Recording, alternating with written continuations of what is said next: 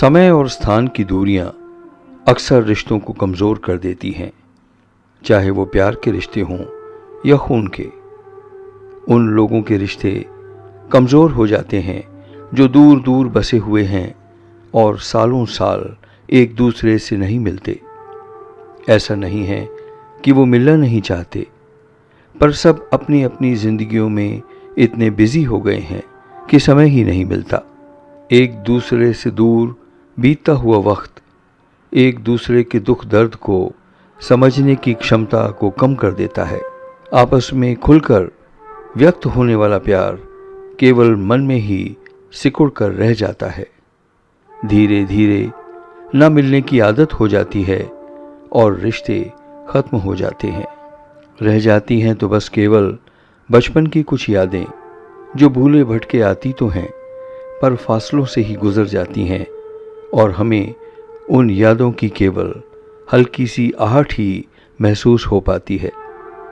इसलिए किसी भी रिश्ते को जिंदा रखने के लिए ज़रूरी है कि हम समय और स्थान की दूरियों को कम करते जाएं। जैसे खाने, सोने और मनोरंजन के लिए हम समय निकाल लेते हैं, उसी तरह रिश्तों को जिंदा रखने के लिए भी हम कुछ समय तो निकाल ही सकते हैं। मेरी पत्नी और उनके भाई बहनों का परिवार सहित एक गेट टुगेदर हुआ। कुल मिलाकर हम 6 लोग थे। मेरी पत्नी रेणु और मैं, रेणु के बड़े भाई डॉक्टर कौशल पांडे और उनकी पत्नी डॉक्टर स्वाति पांडे, रेणु की छोटी बहन संध्या वर्तक और उनके पति अनिल वर्तक।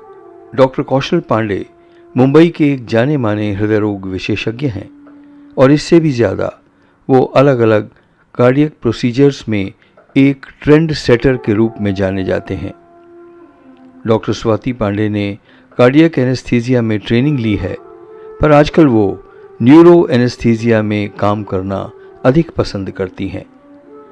संध्या वर्तक एक कॉलेज में पढ़ाती हैं और सैकड़ों इकोनॉमिक्स तथा कॉमर्स के स्टूडेंट्स की फ्रेंड, फिलोसोफर और गाइड हैं। Doctor Anil Vartak mental health activist हैं और Eklavya foundation for mental health के फाउंडर हैं। एक जगह इकट्ठे हुए तो बहुत सी बातें हुई। बचपन की यादें, वो कागज़ की कश्तियाँ जिन्हें जगह जगह इकट्ठा हुए बारिश के पानी में छोड़ा करते थे। रेणु ने अपने भाई के लिए खाने में वो सभी कुछ बनाया था जो एक ज़माने में उन्हें पसंद हुआ करता था। आज 23 अक्टूबर 2022 दिवाली का पहला दिन। इतने सालों में मैं आज पहली बार रेणु और अशोक के घर दिवाली के दिन पहुंचा।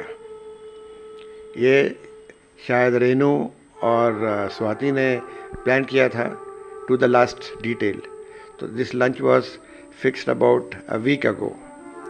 So anyway, we kept our promise, but it feels indeed very, very nice to be with the whole family, especially with my 2 sisters and their husbands, first time in my life. So I'm sure we will remember this Diwali for many, many years to come.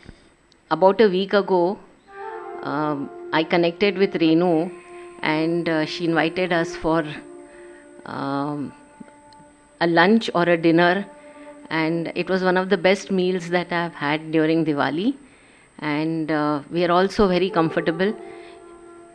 She has put in a lot of work in cooking.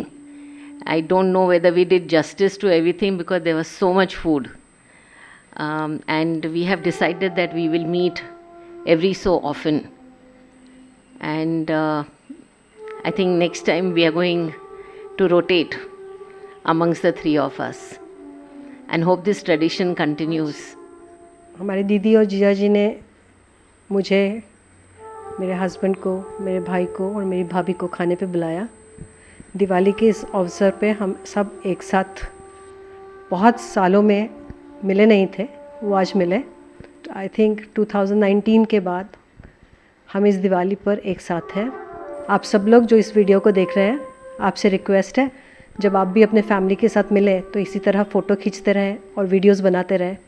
जब भी आप इन photos को देखोगे, videos को देखोगे, तो आपको एक साथ बिताया हुआ समय ज़रूर याद आएगा। आज दीदी ने बहुत अच्छा खाना बनाया था और जीजा जी ने बहुत अच्छा वीडियो बना रहे हैं, जो कि आप सबको देखने के लिए ज़रूर मिलेगा। आज हमें ये त्यौहार के अवसर पर यहाँ आने का मौका मिला, ये बहुत अच्छा लग रहा है। और यहाँ का लंच तो बहुत अच्छा था।